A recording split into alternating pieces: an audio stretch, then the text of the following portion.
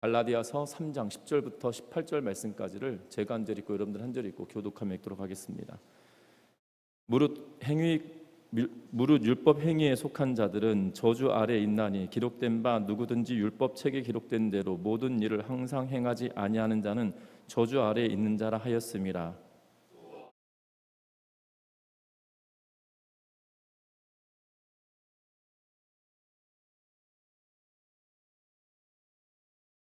율법은 믿음에서 난 것이 아니니 율법을 행하는 자는 그 가운데서 살리라 하였느니라.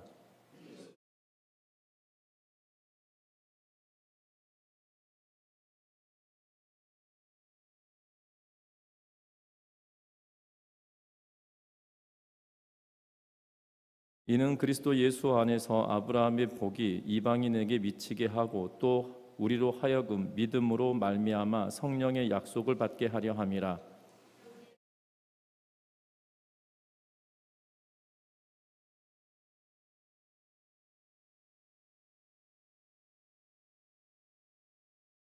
이 약속들은 아브라함과 그 자손에게 말씀하신 것인데 여럿을 가리켜 그 자손들이라 하지 아니하시고 오직 한 사람을 가리켜 내 자손이라 하셨으니 곧 그리스도라.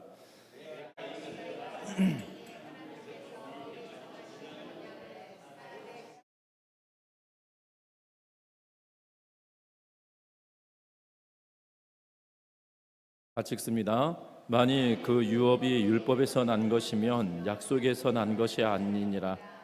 그러나 하나님의 약속으로 주신 것이라. 아멘. 우리 서로 인사 나누고 말씀 나눕니다. 사랑하고 축복합니다. 차덕윤 님이 내 안에 하나님이 있는가라는 책에 이런 내용을 기록해 놓고 있는 것을 봅니다. 뭐라고 기록하고 있냐면 결혼한 후 폭군같이 변한 남편과 30년을 살아왔던 한 여자의 고백이다라고 하면서 그 책에 수록된 이야기를 시작하는데 이렇게 시작합니다.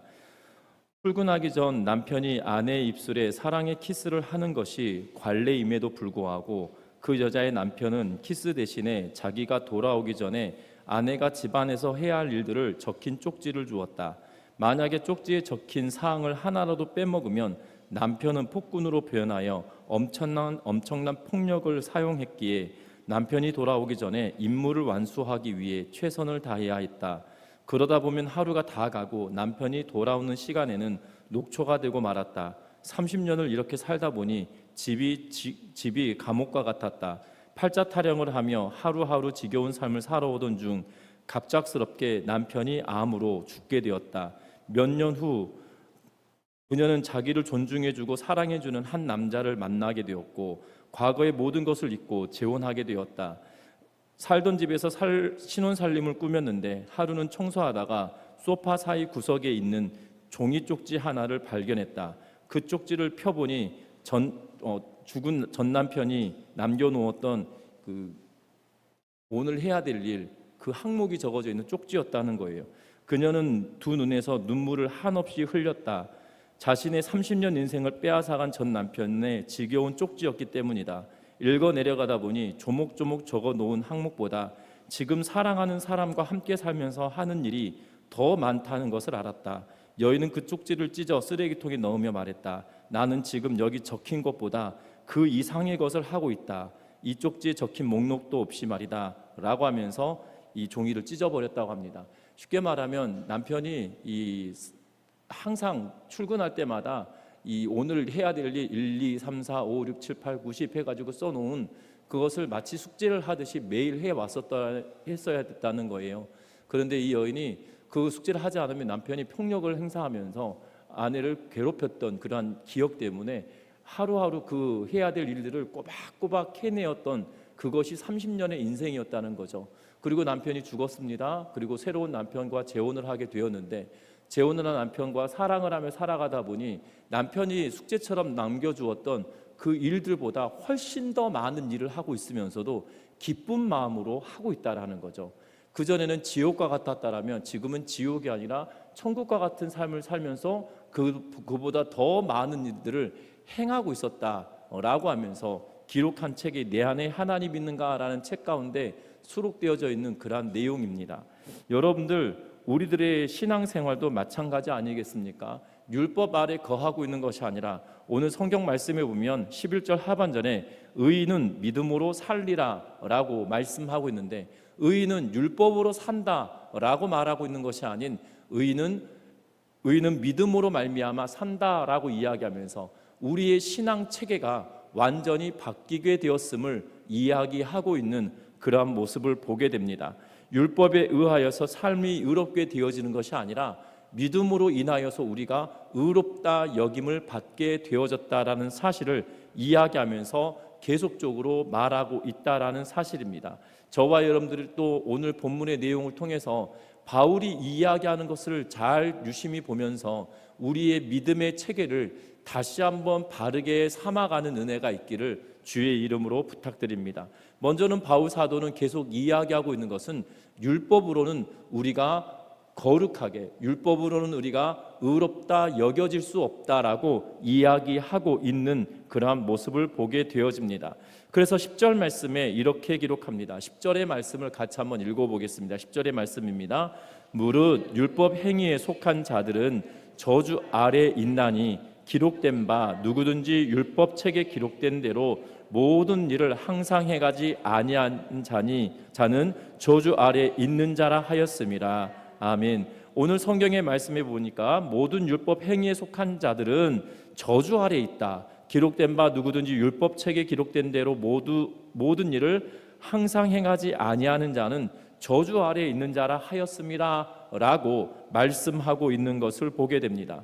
율법 행위에 속한 자들은 모두가 저주 아래에 놓여 있다라고 말하고 있는 것을 보게 됩니다. 왜 율법 아래에 있는 자들은 다, 율법의 행위에 속한 자들은 다 저주 아래에 있다라고 말하는 걸까요? 여러분들 성경책에도 기록되어 있을 텐데요, 10절 중반 방금 읽었던 말씀 뒤에 니은 해가지고 기록되어져 있는 말씀이 있어요.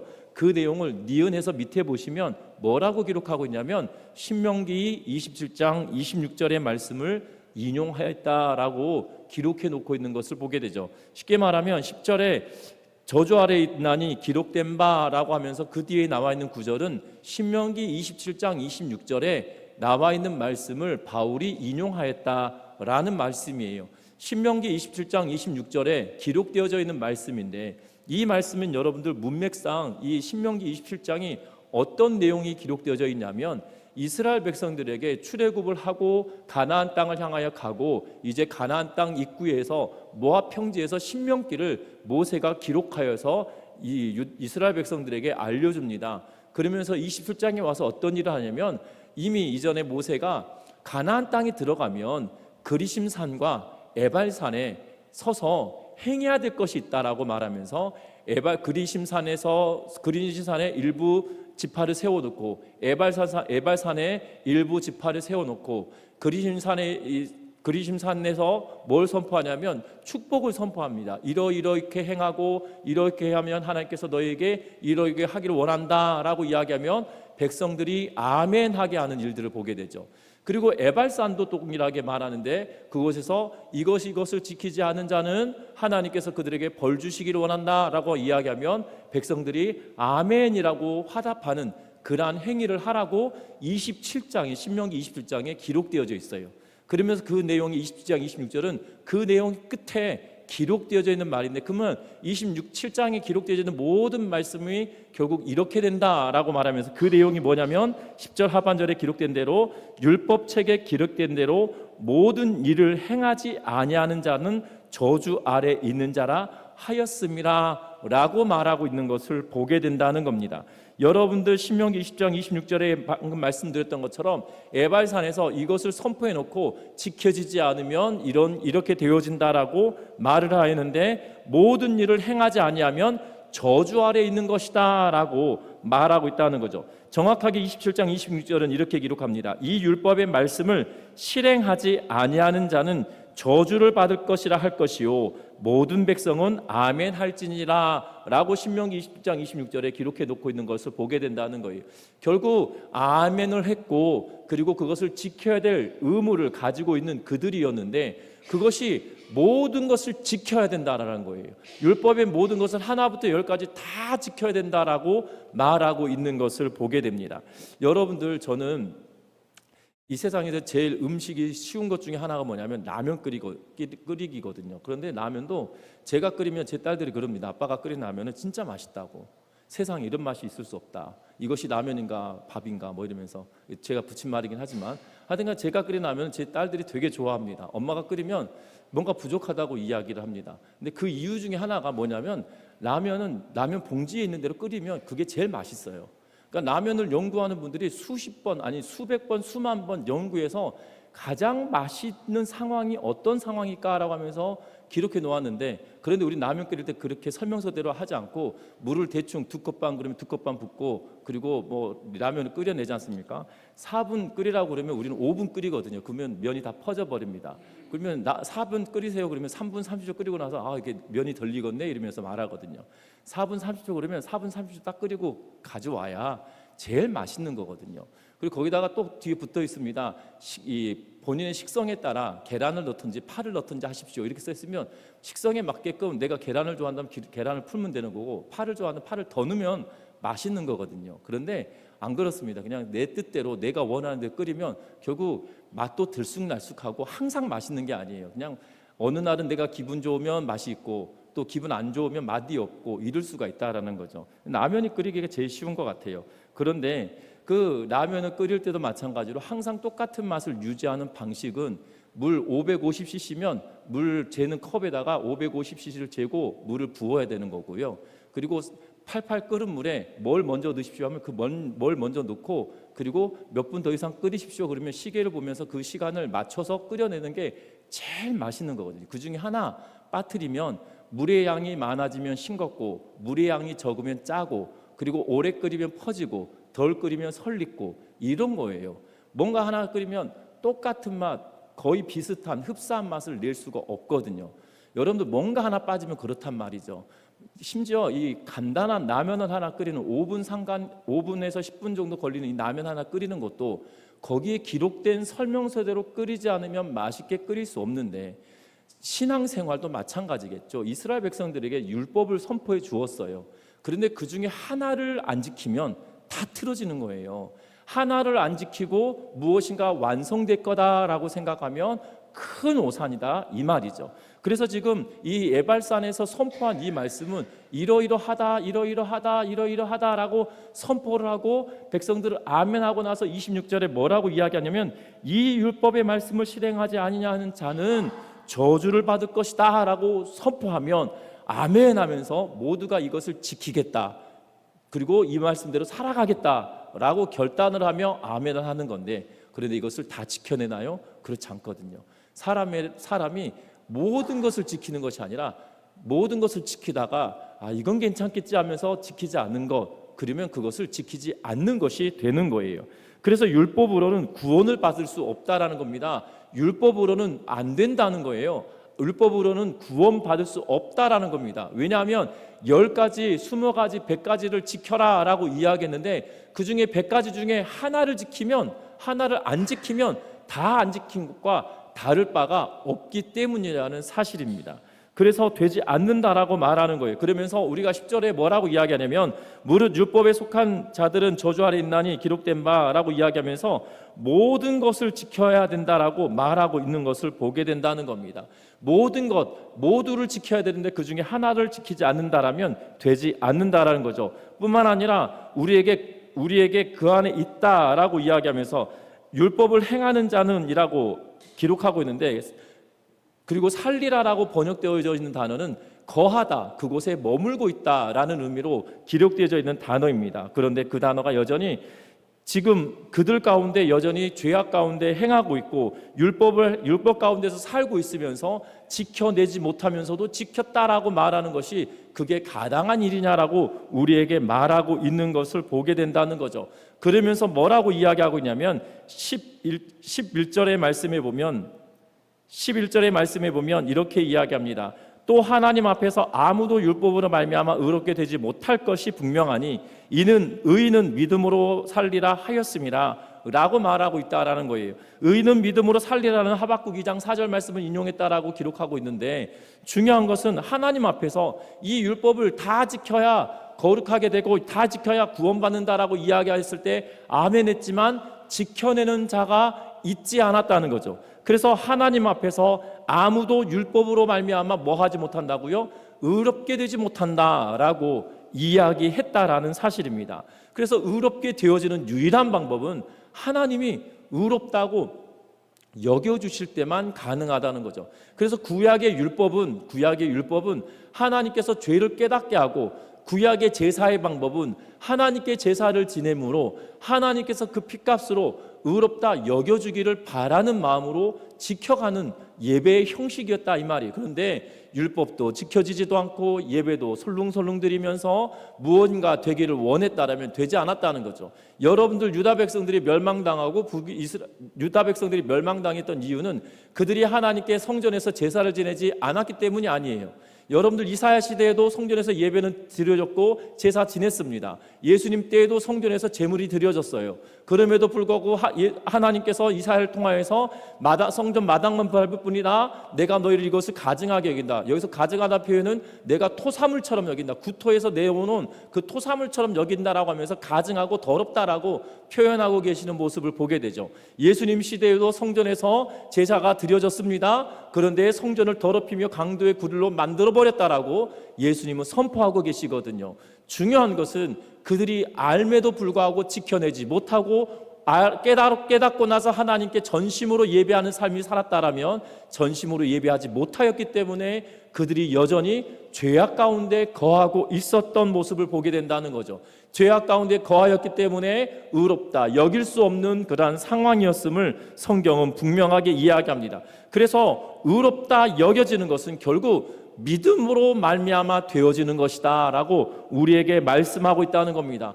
율법으로는 되지 않는다는 거예요. 율법으로는 우리가 죄인인 것을 깨닫게 만들지만 율법으로 우리가 의롭다 여겨질 수 없다라고 이야기하면서 믿음으로만 가능한 일이다라고 우리에게 말씀하여 주고 있는 그러한 모습을 보게 된다는 겁니다.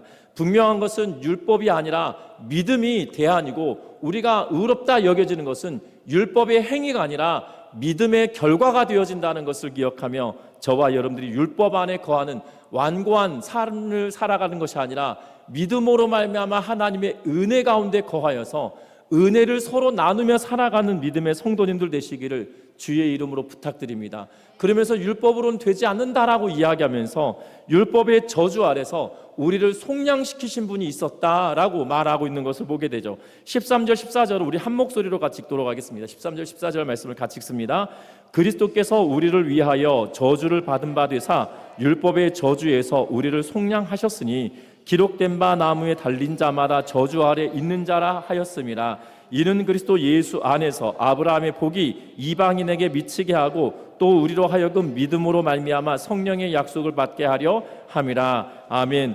그러면서 오늘 성경의 말씀에 보면 신명기 21장 22절과 23절의 말씀을 인용하면서 부연 설명하고 있는 그러한 모습을 보게 됩니다. 그래서 여러분들 성경에도 미음해가지고 밑에 보시면 신명기 21장 23절이다라고 기록해 놓고 있는데요. 21장 22절과 23절 말씀을 통해서 부연 설명하는데, 나무에 매인 자마다 저주받은 자라, 나무에 달린 자마다 저주 아래 있는 자라라고 이야기하면서, 저주 아래 있다란 말은 뭐냐면 하나님의 저주 아래 있는 그러한 상황을 이야기하죠.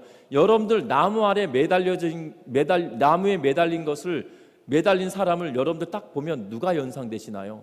예수님이 연상되시지 않습니까? 여러분들 성경에 다 보면 나무에 매달려서 죽임을 당한 사람이 몇 있습니다.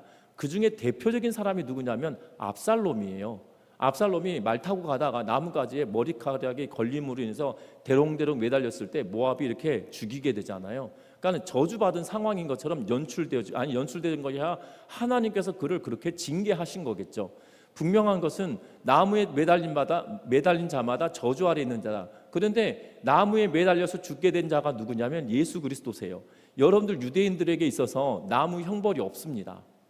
여러분들 율법 이 모세오경을 잘 보시면 나무에 매달라 죽여라 이런 게 없어요. 그냥 돌로 쳐 죽여라 이런 표현은 계속 율법서를 보다 보면 돌로 쳐 죽여야 된다는 말은 써져 있는데, 나무에 매달라 죽여라, 혹시 나무에 매달려거나 그랬다라면 이 시신을 다 해가 지기 전에 다 거두어들이게 하고 있는 그러한 모습을 보게 되죠.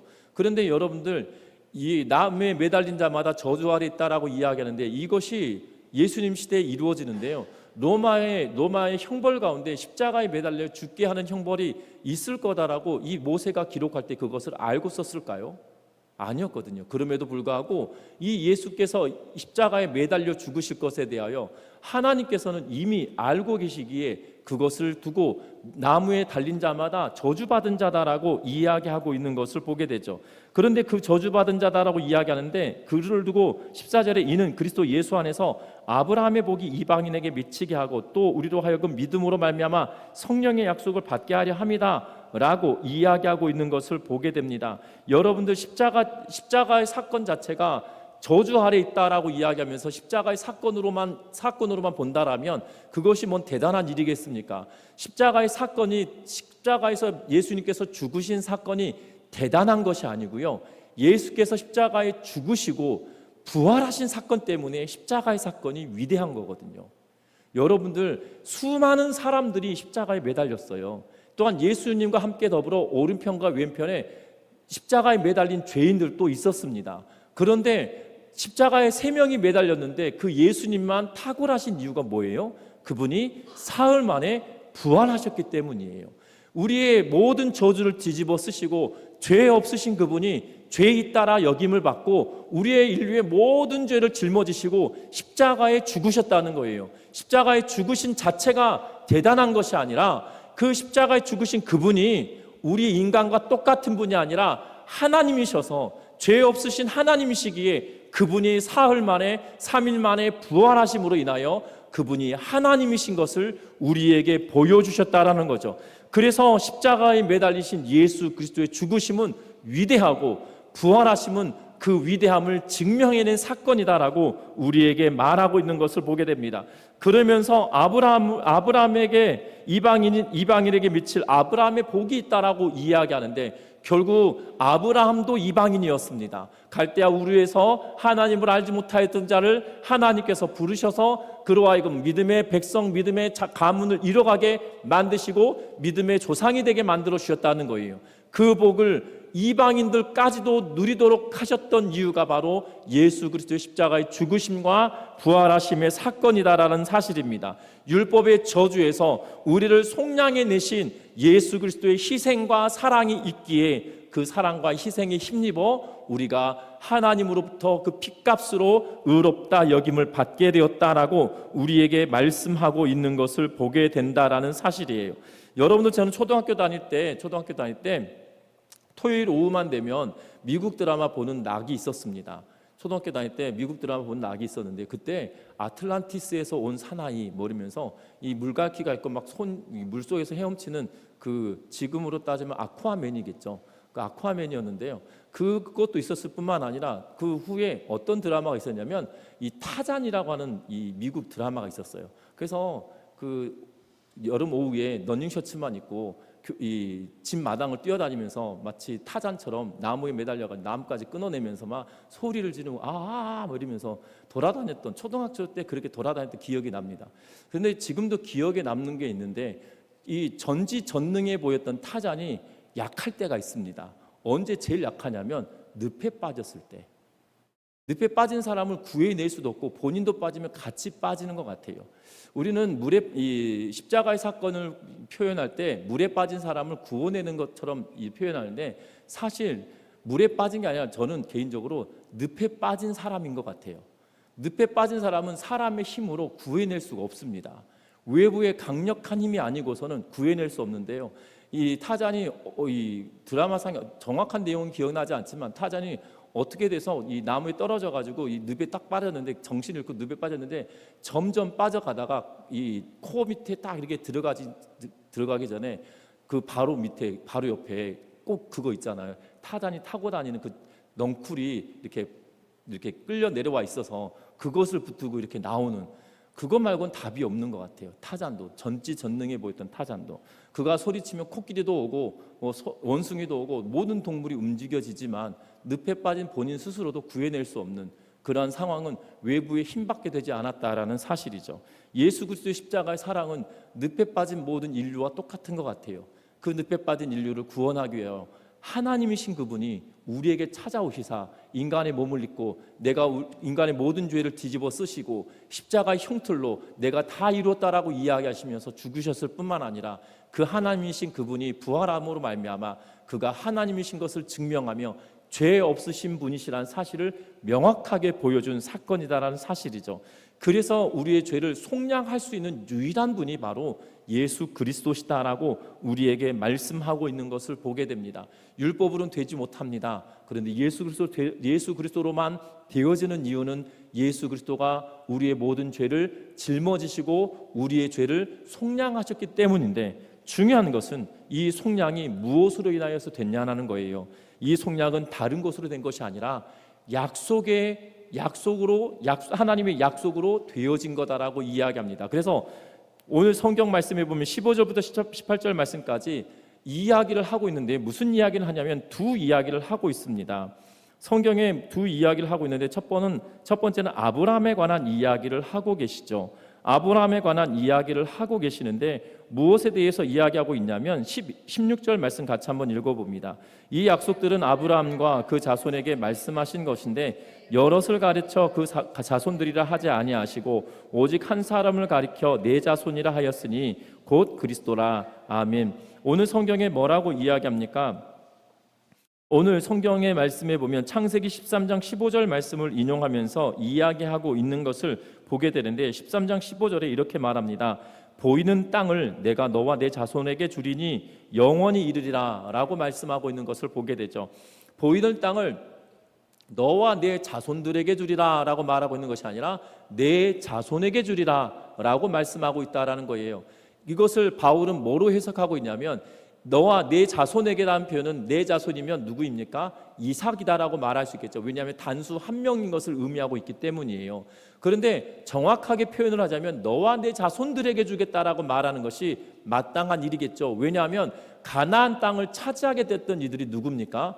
아브라함과 이삭과 야곱이었습니까? 아니었거든요. 야곱의 후손들이 애굽에 갔다가 430년 만에 돌아와서 차지하게 된 땅이 가나안 땅이에요. 그러면 그 아브라함의 후손들이지, 아브라함의 자손들이지, 아브라함의 자손 단수로 쓰지 않을 거라 이 말이죠. 그런데 여기선 가깝게 단수를 써서 이삭을 표현하고 있을 뿐만 아니라 멀리는 바로 아브라함의 자손인 예수 그리스도 그분을 지칭하고 있는 것이다 라고 이야기하면서 하나님은 아브라함 때부터 약속하신 것을 이행하신 것이다 라고 말씀하고 있는 것을 보게 됩니다. 또 하나는 뭘 이야기하고 있냐면 율법과 언약의 시간 차이를 이야기하고 있는 것을 보게 되죠. 15절 말씀 같이 한번 읽어봅니다. 형제들아, 내가 사람의 예대로 말하노니 사람의 언약이라도 정한 후에는 아무도 폐하거나 더하거나 하지 못하느니라. 아멘. 지금 뭐라고 이야기합니까? 율법과 언약의 시간 차이가 있다라고 말하고 있어요. 사람이 언약이라고, 다시 말하면 오늘 오후 2시에 만나자라고 이야기하면 2시에 만나는 것을 폐하지 못한다는 거예요. 제가 오늘 점심 먹고 나서 이렇게 모이자고 했는데 못 모여서 죄송하다고 말씀을 드릴 수밖에 없었던 이유는 이 죄송하니까 약속을 지키지 못했기 때문에 죄송하다고 말씀을 드린 거지 않습니까? 분명한 것은 약속은 지키라고 있는 것이지 약속을 깨트리라고 있는 것은 아니거든요. 그래서 분명한 것은 그 약속이 아무도 폐하거나 그것을 더하거나 혼자 약속을 해놓고 같이 약속을 해놓고 혼자 없애거나 혼자 하지 않으면 그것이 약속이 지켜지지 않은 거다라는 말씀이죠. 그런데 분명한 것은 하나님이 하신 약속은 반드시 이루어진다는 거죠. 그러면서 율법이라고 하는 것이 나중에 생겼다는 거예요. 율법이 언제 생겼습니까? 17절 말씀에 보면 내가 이것을 말하노니 하나님께서 미리 정하신 언약을 430년 후에 생긴 율법이 폐기하지 못하고 그 약속을 헛되게 하지 못하리라. 지금 율법은 아브라함 때문에 생긴 것이 아니라 율법은 모세 시대에 세워졌어요. 그것이 430년 후에 모세가 출애굽을 하면서 글을 쓰기 시작한 것이 창세기, 출애굽기, 레위기, 민수기, 신명기거든요. 그러면 아브라함이 먼저입니까? 모세가 먼저입니까? 아브라함이 먼저거든요. 아브라함의 후손 가운데 모세이지 모세의 후손 가운데 아브라함이 있는 게 아니거든요. 아브라함에게 하나님께서 약속하셨습니다. 무엇을 약속하셨습니까? 너의 후손에게 이 땅을 주겠다. 그리스도가 너를 통하여 낳겠다라고 약속도 해주셨고, 또 하나는 아브라함이 믿음으로 말미암아 구원에 내가 너의 믿음을 보았다라고 이야기하며 믿음으로 의롭다 여겼다고 하는 것이 창세기 15장에 기록되어져 있고, 율법은 그 후에 430년 후에 기록되어져서 율법으로 말미암아 의롭게 되어졌다라고 이야기한다고 하면, 그러면 율법 이전에 있었던 언약, 내가 너의 믿음으로 의롭다 여긴다라고 하셨던 그 말씀이 깨트려지고 언약이 파기되는 거냐, 이 말을 묻고 있는 거예요. 그러면 아브라함은 율법으로 되면 뭐 한 거예요? 의롭지 못한 거잖아요. 아브라함은 모세 율법을 본 적도 없고요, 들어본 적도 없어요. 모세라고 하는 얼굴조차 본 적도 없습니다. 그런데 모세 율법으로 아브라함을 대면 그것이 마땅하냐는 거예요. 율법을 안 지켰으니 아브라함은 의로운 사람이 아닙니다라고 말할 수 있냐? 이 말이 아니거든요.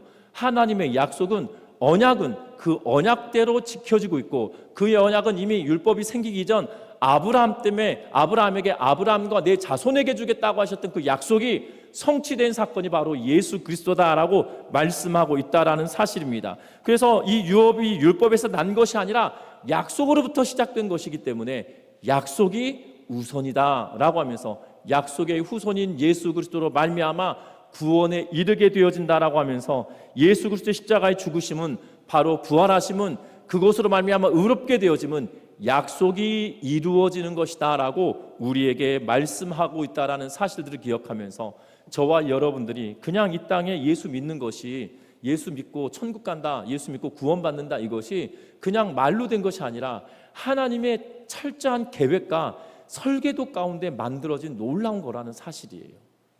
여러분들, 저와 여러분들 그렇기 때문에 하나님이 저와 여러분들을 부르셨다라는 표현을 쓸 때, 내가 너를 지명하여 불렀나니 너는 내 것이다 라고 말씀할 때, 우리는 지명하여 불렀다라는 표현을 쓸 때 우리는 피부에 와닿지 않거든요. 그런데 잘 생각해 보십시오. 하나님은 수많은 인류 가운데 여러분들 콕 찍어서 부르실 때도 그냥 대충 부르신 것이 아니라 치밀한 계획과 하나님의 준비하신 설계도 가운데 모든 것을 이루시고 난 이후에 우리를 부르시고 선택하셨다는 거예요. 그것이 약속이고 그 약속을 이행하시는 하나님의 놀라우신 은혜를 보게 된다는 걸 기억하면서 저와 여러분들의 구원이 율법으로 된 것이 아니고 하나님의 은혜로 된 것이고, 나를 하여금 의롭다 여겨주셨다는 사실들을 주목하면서 저와 여러분들이 믿음으로 끝까지 살아가는 우리의 모든 삶이 되시기를 주의 이름으로 부탁드립니다. 때로는 우리가 하나님의 말씀을 보다 보면 율법으로 말미암아 우리가 완고해질 수가 있어요. 그런데 그것들을 하나님의 은혜로, 십자가의 사랑으로 깨트려가며 우리가 날마다 믿음으로 변화하며 살아갈 수 있는 부드러운 마음이 우리 안에 날마다 샘솟듯 생겨나는 은혜가 충만하여지기를 주의 이름으로 부탁드립니다. 기도합니다.